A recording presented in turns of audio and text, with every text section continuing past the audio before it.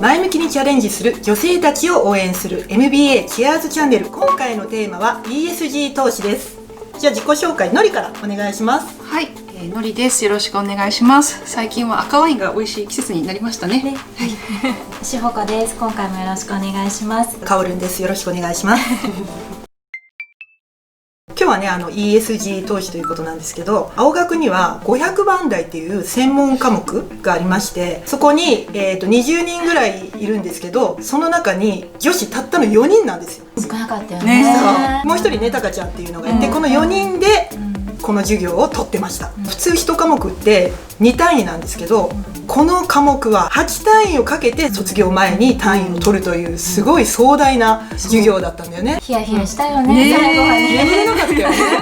ESG 投資って一体何のことなの？ ESG 投資とは、環境、社会、企業統治に関する課題に配慮している企業を重視して行う投資のことです。じゃあちょっとのり ESG 投資の特徴を教えてください。はい、ここ10年ぐらいで出てきた言葉かなと思うんですけど、新たな投資基準として海外はもちろん日本でも近年注目されている投資手段ですね。短期的なリターンは難しいんだけれども、長期投資として最適というふうに言われています。資産形成の手段として私たち本当によく投資の話ってするじゃないですか、不動産とか、株の話とか、もうしょっちゅうするんですよ、その中でも今回の ESG 投資っていうのはどちらかというと社会貢献を目的とした投資ということでよろしいですかね。そうですね、2018年の世界の ESG 投資額合計で30兆7000億ドルという数字が出ておりまして、これは投資マネー全体の実は3分の1を占めているんです。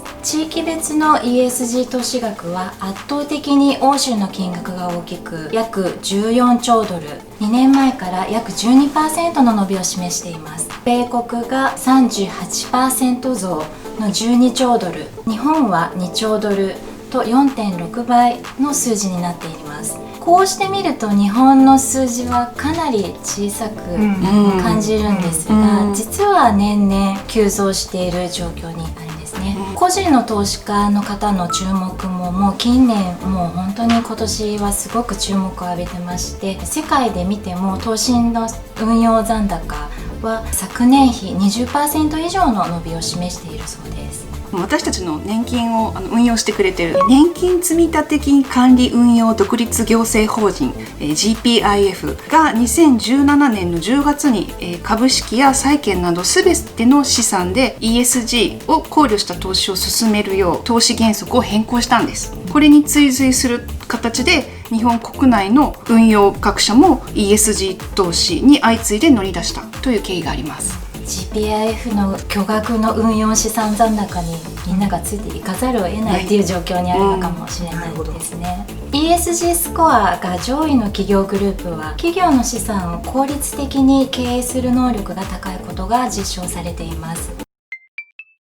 世界のね、投資家が注目している ESG 投資なんですけども、このコロナ禍の影響でどうなっていくんですかね。私はこういう時だからこそ増えていく、伸びるんじゃないかなっていう気はする。あとやっぱり若い人たちってすごくそういう ESG に興味がある。でそういう若い次世代の投資家がこう伸びてくると、やっぱり ESG の増えてくるんじゃないかなと思います。若い世代が注目しているとなると、近年本当にもうさまざまな企業が取り上げている SDGs、その観点からも企業は評価されることになりますので、むしろ若い世代の方が詳しくジャッジするポイントを踏まえていると思うので、そういった世代に運用資産が引き継がれていくというふうに考えると、私たち現役世代もまたすでに引退された方々も当然無視できない状況にあるのではないかなと思います。東洋経済かな、新聞見てたら、逆に自粛期間でその勉強する時間ができたから、逆になんか投資をする人が増えたって書いてあったね。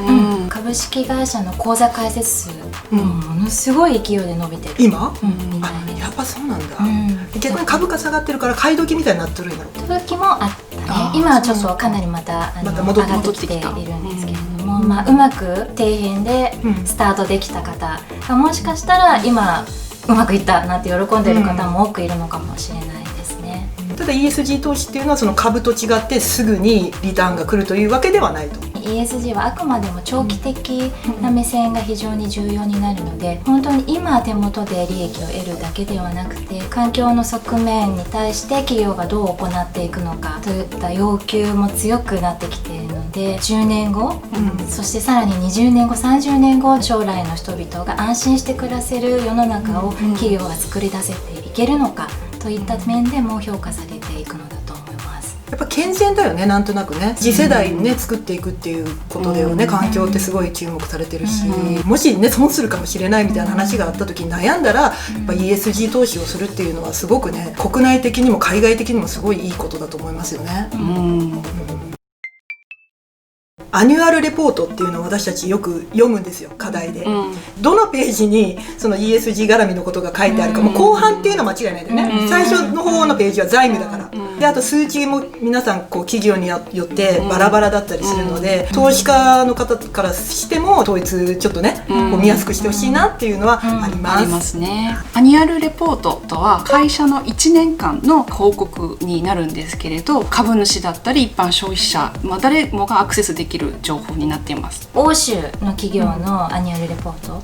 はやはり興味深くて、私が見た企業は従業員の人たちが率先してそのレポートを作り上げてたんですね。当社はなんとかなんとかというような事業をしているので、これは世界中の人々にプラスになることをやっていますだとか、会社内でのその取り組みをすごく熱く語っているレポートがあったのは見てて面白かった。綺麗事だけじゃない大変な話ももちろんそこには記載されていて、でどういうふうに社内でディスカッションしているのかっていうことまで書いてあって、ここまで出してしまっていいのかっていうような側面もあったんだけど、透明性を追求したらそういう姿になるのが理想なんじゃないかなっていうふうには思いました。100ページ以上あるんだよね。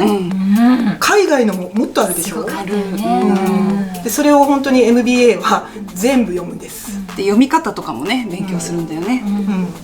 一つ覚えてるのがビール会社の比較、アサヒビールとキリンだったかな、製品のところを見てると圧巻なのよ。もう何をどういう成分を入れてどれだけ環境に即してどれだけ体にいいようにしてるかっていう、もうそのページがやっぱさすが上位の会社だなっていう、読む価値はありますよね。 ESG の最大の課題って何だと思います？どう評価するかっていうその基準がバラバラだったりとか、やっぱそこか、じゃないかなって思う。何をもって良しとするのか、何が正しいのかっていうところもなんかちょっとまだ曖昧なところがありますよね。最近サステナビリティとか持続可能性ってすごく聞くけれども、今まではどちらかといえば結構皆さん自分が良ければいいみたいなスタンスも、実際企業ももしかしたら各個人の方も結構多かったと思うんですけど、今後は企業の存続ができ続けるのかといった面ももうちょっと大切になきゃいけないと思うし、プラスその事業を通して社会全体が、周りの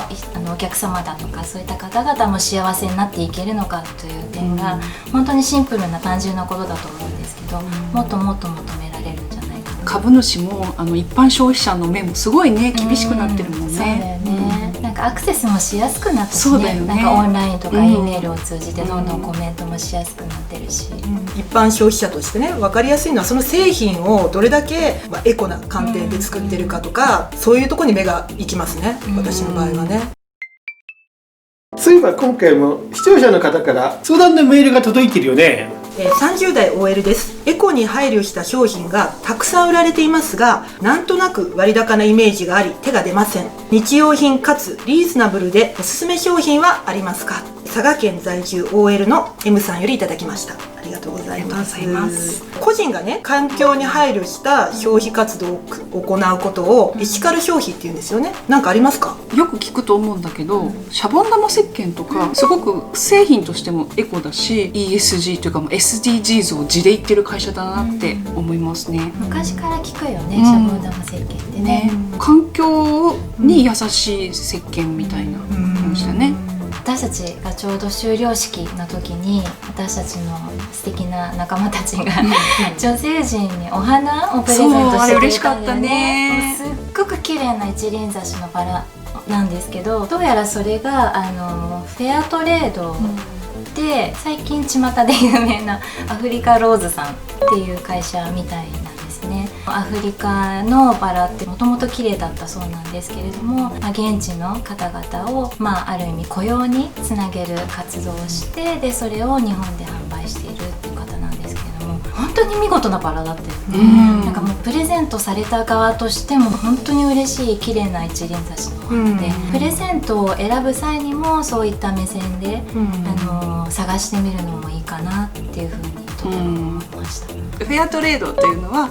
その現地、特に発展途上国の国々の生産者さんにフェアな適切な価格で商品をとかサービスを入れる、購入するっていう、そういう貿易商売っていうのかな、自分が購入したことでその先の何かにつながってると思ったらなんかちょっと嬉しかったりしますよね。しかもなんかこう寄付っていう形じゃなくて、ちゃんとこう対等な感じで